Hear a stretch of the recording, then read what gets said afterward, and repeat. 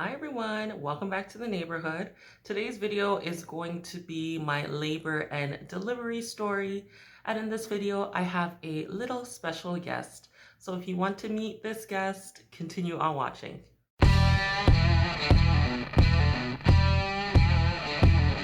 I'm just gonna jump right into it. It was very a long labor and long delivery, but baby girl is here.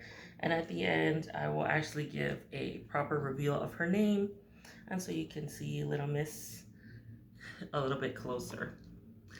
Okay, so during my pregnancy, for the longest time, I was scheduled to have a cesarean just because my other delivery, my first daughter was a vaginal birth, and she was born 10 pounds, 3 ounces. So we had birth complications due to her large size. So my second child ended up being a cesarean, but she came out average size. So my OBG was concerned and had booked me for a cesarean. Now, at this point, I had disagreed with that and had been protesting that I wanted to attempt a VBAC. So I had a induction scheduled. On the day of the induction, I had arrived at the hospital bright and early, as they said to come around 8 a.m. I got there the longest wait of my life. We waited for about 4 hours. Now, I'm not going to put what hospital this was, but I don't think it's right for the process to be like this. So we had waited 4 hours. Eventually, we were told to go back home because they were full. Um, I don't know what the reason was, but we were just told to go back home and wait. So we had to come the next day, which was a total waste of time. Because I literally thought, okay, I'm gonna have my baby the next day, everything is done. But no, my induction process was going to be with a Foley bulb. Is it Foley? Foley? I'll put the word, I think I'm saying it wrong. But Foley bulb, which is like a balloon they insert in your cervix and they pump it with saline and it's supposed to dilate you. At this point, I was already, it's good if you're already dilated, but you can also go without. At this point, I was already 1 centimeter dilated. And so they inserted the Foley bulb at around 2 o'clock in the afternoon. Um, and for me, they told me it could take approximately 12 hours for it to dilate you at all.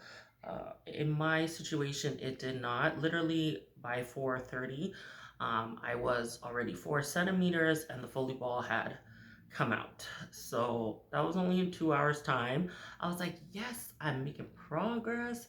My baby is probably going to be born this very day.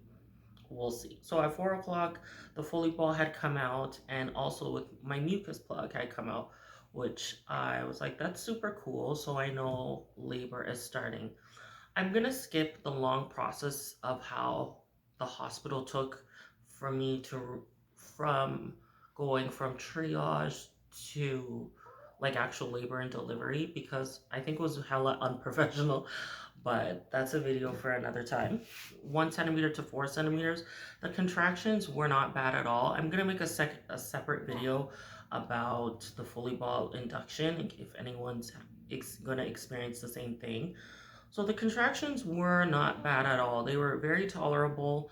That's it.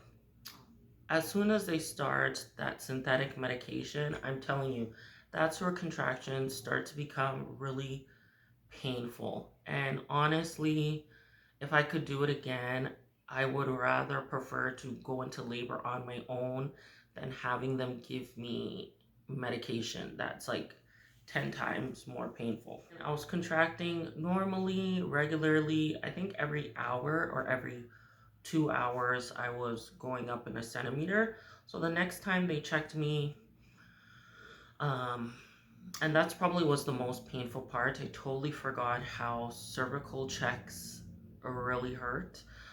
Not to scare anyone, but they're extremely uncomfortable, aka painful.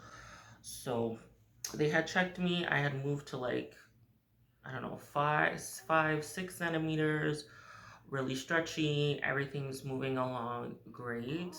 I was indifferent about an epidural. Hey, if I got one, whatever. If I didn't, um, that'd be great.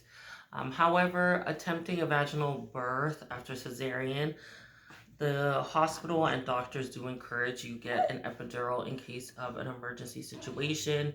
You know how they like to say the scary things, that 1% of rupture and all of that. Considering I didn't have a doula and I had a birth plan, but that sort of goes out the window once you're in pain.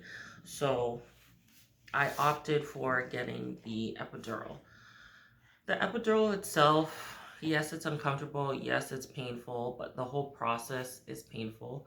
For me, my epidural, it only worked on like one half of my body. One half of my body was a little more numb than the other half, and that I did not enjoy at all. You know, it numbed me up pretty good. They did like the ice test.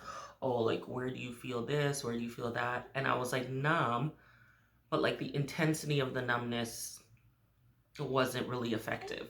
I was in labor for 2 days straight. It was over 24 hours, including the Foley bulb. Once I started the Foley bulb, um, I had gone into labor. So I was laboring for more than 24 hours. It was progressing, but a little bit slowly. After, once they started the epidural, it started to go slower, which is another thing that happens.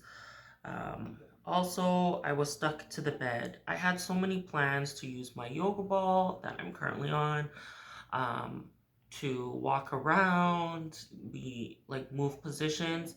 But because they had that internal monitor on baby and all my IV and everything hooked up, they're basically like, the best position is on your back right now, which is the worst position for labor.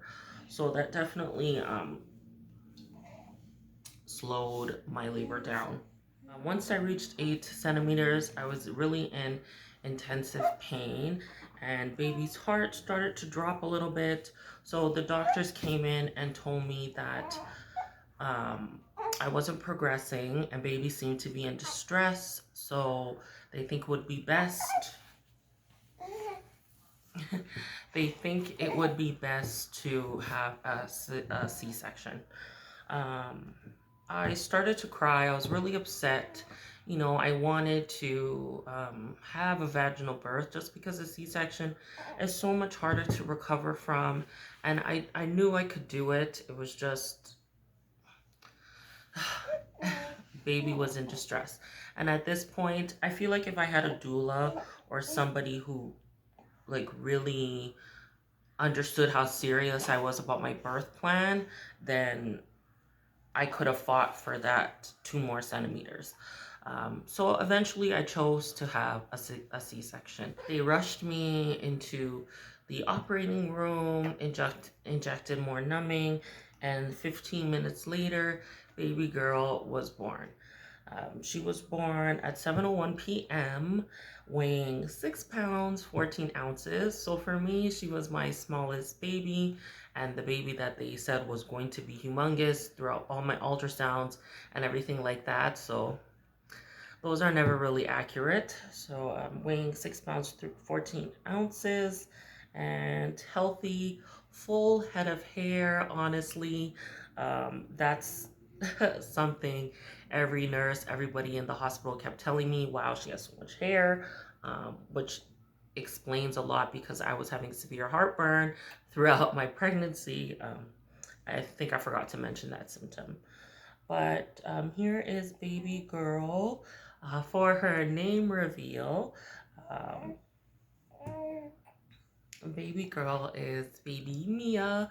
That's the name I'm going to share with social media. It's baby Mia. And in a second, I will show you guys little girl's face. So she's uber sleepy. Let's see. Hopefully she'll keep her eyes closed so she doesn't have to look at all my ring light. Here's baby girl. Lion King, the circle of life. So there is this baby girl. My ring light is so bright, you're not gonna be able to see her. I think she looks just like her dad, and my family thinks she looks just like me. Um, but we'll see as she gets older. Babies change all the time, right? So in conclusion, my attempted VBAC was unsuccessful due to the fact that I didn't advocate enough for myself. I honestly think if I had waited just a little bit longer and was able to tolerate the pain a little bit more, I could have made it to 10 centimeters, but we'll never know. Maybe we'll make an attempt again at baby number 4. Who knows? I don't know if there's going to be a baby number 4, but right now our hearts are really full with baby number 3. I will talk a little bit more in my next video, which will be baby's 1 month update and a little bit of mommy 1 month update. So if you do want to see what's been going on with us, definitely subscribe. You can like this video. You can share it with somebody who is about to give birth or somebody who has given birth. It's really cool to be able to communicate to other moms who have babies of the same age. I find I'm trying to open up my network for that. Thank you guys for watching. Thank you for joining along on my journey, and I hope you continue on watching. All right, I'll see you guys when I see you. Bye.